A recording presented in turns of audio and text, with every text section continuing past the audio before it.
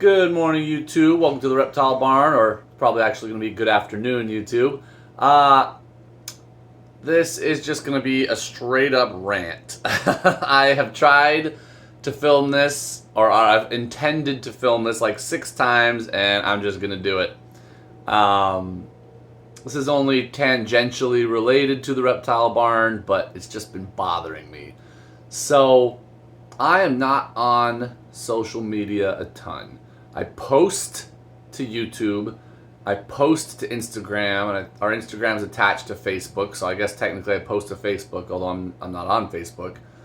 But I don't spend a lot of time on any social media except YouTube. I do watch a lot of YouTube videos, mostly reptile stuff. But I have noticed, I don't know if it's recently or if I've just noticed it recently, a huge amount of anti-zoo sentiment. And it drives me nuts. It's ignorant and damaging. And I'm going to explain why. And you are always free to disagree with me. If you do it respectfully, I will even answer. So that's what the comment section is for, right? And that's where this has come up. I have seen videos, either short little ones on Instagram or longer ones on YouTube, something about a zoo, right? They're keeping a cool animal. They managed to reproduce a rare species. They're having success with a reintroduction project, whatever. And seems like 90% of the comments are negative. Very negative. There's always going to be trolls, and there's always going to be people that might just not understand, and there might just be, people that are dumb. But usually, when it's something that I think is a hugely positive thing, it's a really small number of people that are being negative. And, if it's a troll, you ignore them. If they just don't understand, you educate them. And if they're just kind of a jerk who likes to whine on the internet, I think you also should ignore them, although some people argue with them. Either way, it shouldn't be that big of a deal. But with this particular issue, an absolute ton of people are at least in comment sections. Who knows how prevalent that is in non-social media comment sections, but at least in these comment sections I've seen, the vast majority even of comments are negative. Let me give an example. I just saw a video, some zoo, a female chimpanzee had given birth, okay? And they had noticed it was having trouble getting enough oxygen. So they ended up taking the baby, the veterinarians did, and helped it, boosted its oxygen for, it was like 2 days. And they filmed this kind of sweet reunion video when they gave the baby back to its mother. And she was just ecstatic, right? Of course, she probably thought her baby was dead when she didn't see it for 2 days. So when she realizes what's in those blankets, and she's just hugging it and kissing on it, and it's really sweet. And that was the whole point of the videos. Look at this sweet mom, reunited with her baby after a couple days with the veterinarian. That should have been it. The comments went off. Just, oh my gosh, humans are so just evil and cruel and selfish, thinking that the world revolves around us. How could you keep an animal in captivity? Such a smart animal belongs in the wild. It's in just a concrete room. How dare you? At least it should be on like a preserve. Just on and on and on and on and on, right? Now, a lot of these people did not realize, of course this animal has a gigantic naturalistic enclosure. This is an accredited zoo. But while giving birth, they moved them into a safer, more controlled area for observation purposes. Like maybe the baby isn't getting enough oxygen and it needs help with the veterinarian. So, some of the people who learned better were probably fine. But I was just shocked at how negative this was, that we should not have zoos. They should not exist. That's what the sentiment was.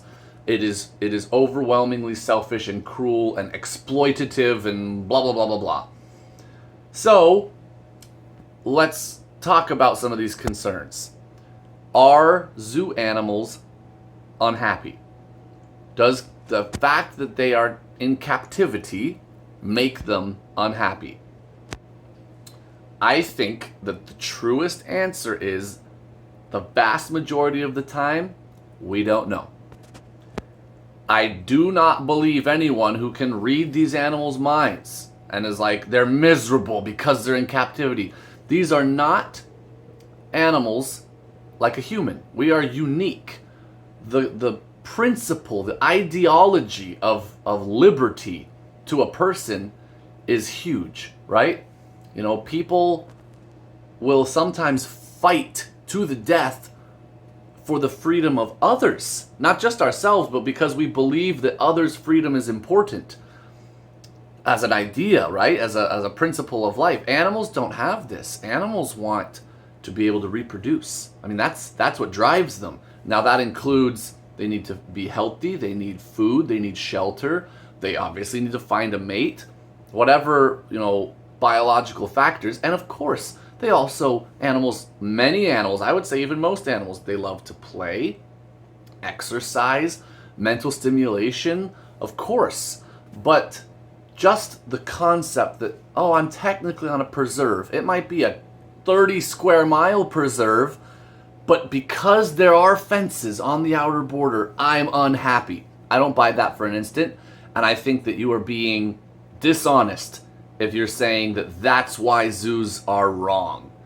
That's ridiculous. I throw that argument out and I refuse to give it any credit at all. I think it's stupid. So here I need to make a caveat. I am talking about accredited zoos only. There's only like 2 or 3 good accreditation organizations that I am really referring to here, okay? Anyone can have a group of animals and slap the name zoo on the end of their business and say they're an animal zoo. You know, and maybe that doesn't mean, if they're not accredited, that doesn't mean they're bad. It doesn't mean that their animal husbandry is off or that they're just exploiting nature or whatever, but some of them are. However, I'm talking about accredited zoos, okay? The gold standard would be AZA accreditation.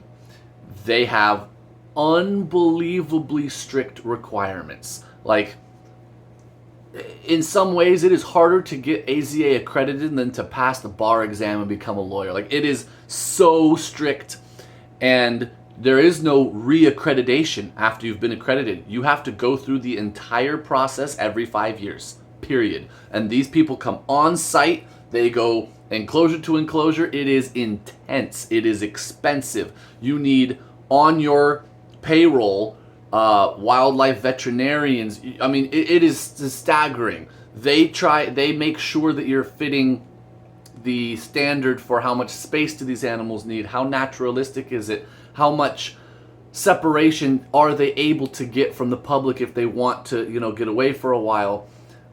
Their diet, is it perfect? Just everything imaginable. Is the animal husbandry perfection, right? If not, you don't get accredited. So that's what I'm talking about here, is accredited zoos, okay? There's a massive requirement, let me get into this next part, for conservation and research, okay?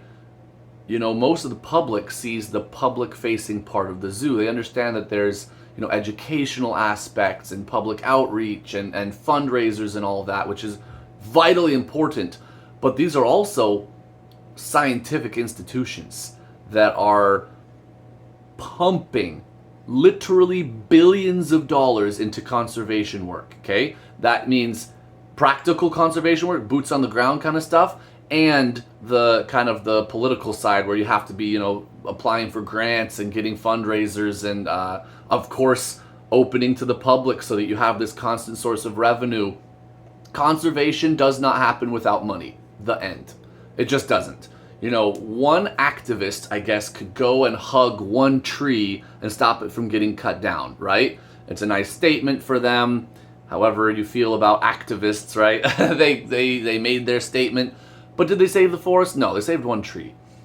To do real conservation, you must have money. A lot of money, okay? And zoos bring in, I kid you not, billions of dollars a year for conservation work, okay?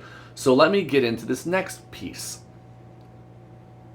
even if these animals in captivity, in zoos, are stressed in some way, is it still worth it because of all of the benefits to nature that zoos bring? I say yes, absolutely. For a few reasons. One, I've said this many times on the vlog, I don't think stress is inherently bad.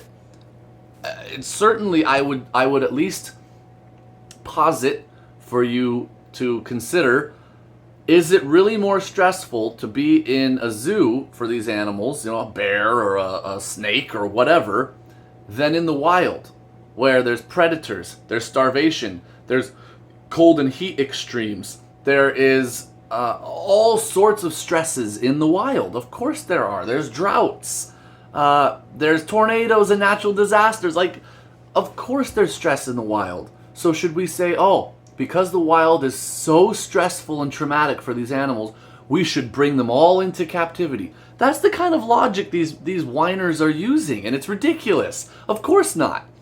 Another point, and I'm just going to keep going, guys. This is kind of a stream of consciousness, but I think it's important, and this must get put out there because it's dangerous if we don't combat this. I truly believe that the stress response, if you're a healthy person or animal or whatever, is good for you. It's not just that, yeah, I guess we can live with it. It's actually good. You know, I always use the example of like working out. You know, lifting weights does not make your muscles stronger. The recovery afterwards, your body's response, is what makes your muscles stronger. The stress on your muscles is required in order for the response to kick in and make you stronger and more fit. Okay? So, now, when we're talking about a circus from, 80 years ago that's forcing lions to jump through hoops and fire things and making elephants do tricks, and then, in their downtime, they're stuck in a teeny tiny little iron barred cage. Is that inhumane? Absolutely. Absolutely. I would fight that tooth and nail. Not okay. It's just not okay. An orca. Should an orca be in captivity? Probably not, because we can't provide them with humane environments. Do you have a 700 square mile chunk of ocean for your preserve? No. Then you shouldn't have them, because that's what they need. But most animals, we do a really, really excellent job. Okay? So, I think this must be said, because if public sentiment turns strongly enough against zoos, accredited zoos, then us hobbyists and breeders, we have no chance. There's no chance. We don't have zoological setups, most of us. We don't have trained veterinarians in our staff. We don't have, advanced degrees in zoology or whatever, or herpetology in our case. Most of us don't. We would be doomed. Our industry would be doomed if the public demands that all these types of things get shut down. We're doomed. So for the sake of conservation work, for the sake of our own liberty to have these animals, for the sake of the animals themselves, zoos are not going out into the wild and hiring trappers to snatch perfectly healthy animals and send them to the zoo. That's not what they do. Again, accredited zoos. I'm going to harp on that. That's not what they do. They have captive breeding programs, and they also have a lot of rescues. Our Alaska Zoo, it's a small zoo, but they are elite. They do a great job. They have orphaned animals that come in. Injured animals where they're, lots of their birds are never going to be fully flighted again. They got some sort of wing injury, and while they've recovered and recuperated, they can't fly strongly anymore. They would die if they put them back in the wild, so they keep them in the zoo.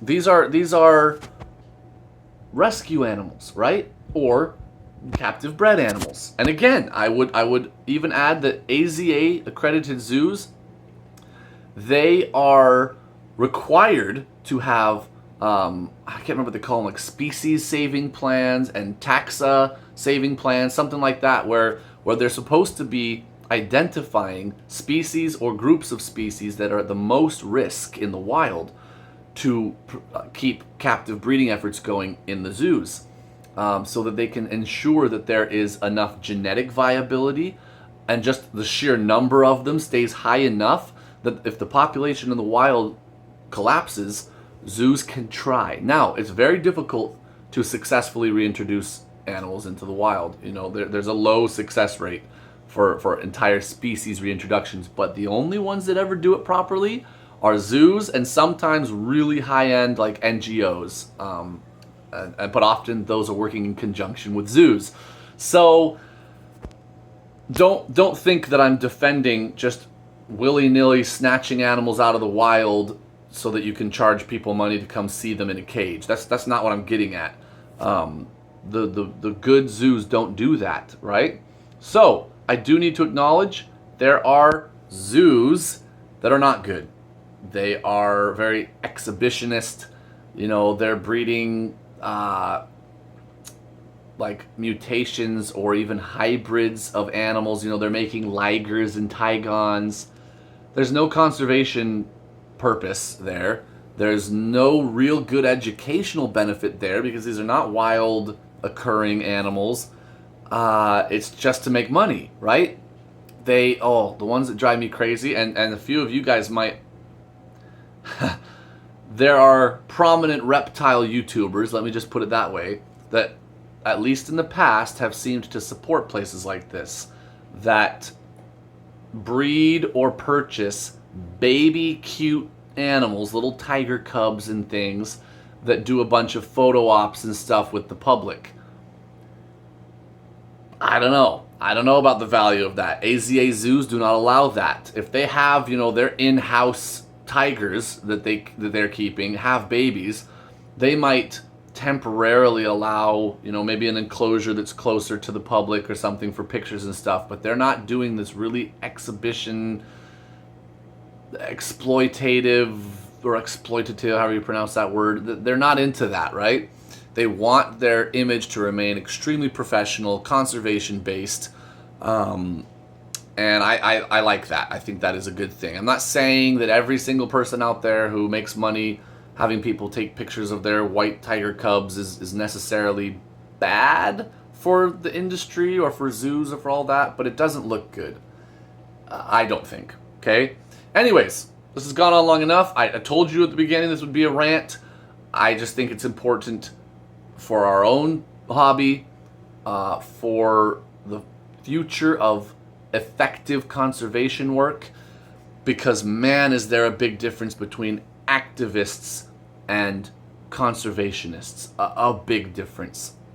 The world needs activists. We need passionate people who see a cause that's underrepresented and they put themselves out there. They at least draw eyeballs. But man, these wildlife activists that are gluing themselves to things and ruining paintings, I don't think it helps wildlife at all. I really don't. I think they just look extremist and unintelligent and disorganized and completely unreasonable to what 98% of humanity really wants. Most people think it's perfectly fine to eat an animal. You know, more and more people are demanding that those animals raised for food at least be treated humanely and have a good life until the end comes, and that's good. But there are activists who are like, no, humans should be banned from eating food that is made from an animal. That's pretty extreme for most people. These people that are like, you should not be allowed to have pets. Period. No pets. They're basically saying that humans are only a plague and we should not be able to interact with nature in any way, shape, or form because we are just ruination and fire and brimstone upon this good earth that would be better off without us, right? That's activists. I mean, I'm sounding extreme, but there are actually people that think that way. There really are. They're not helping our cause. Look behind me. I've got a bunch of captive bred snakes here. I like having animals. I think that my animals are happy. If I didn't, I wouldn't keep them. I would love to have a giant monitor. I would love it. A Varanus coming eye, that is my dream animal. But guess what? Right now, I am not set up to keep one happy. I couldn't do it. I could get, an animal plastics 8-foot enclosure or whatever, but I don't think that's enough. I don't, so I'm not going to do it. These are a water monitor. They want a swimming area. They need an immense basking area. They want to climb. They want to dig. They want to eat a huge variety of foods. I can't keep one happy. I don't believe it, so I don't have one. But there's a difference between that and these activists who are like, you shouldn't have animals, period. Farming is evil. Any land use other than wild nature and jungle is evil. Humans building houses is evil. Like, how do you work with these people? Should we just wipe out humanity? Would that make them happy? Like, are we not part of nature too? Of course we are. Anyways, that might be a topic for another video. I just wanted to put out this kind of defense of zoos, real zoos video, because I've seen too much content in the other direction, and I wanted my voice out there saying I strongly, strongly support the work that zoos do. The sheer number of people, especially in cities, who their only connection left with nature is zoos. That's it.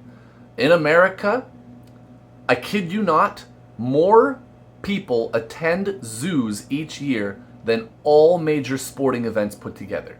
Think about that. Americans like zoos. We should like zoos, but for some reason the online narrative is so anti-zoo right now that it drives me crazy, and I wanted to put out this big giant rant about it, and I don't expect anyone to watch all 22 minutes of this, but that's where I'm at. Just wanted this out there. So thank you guys. Anyone who really watched and listened and is willing to defend zoos in the future. If you hear that kind of stuff, that doesn't mean pick a fight in a comment section. Just put your voice out there as somebody who supports zoos, okay? I think it's important. That is all for now. Thank you for watching. Until next time, we are the Reptile Barn.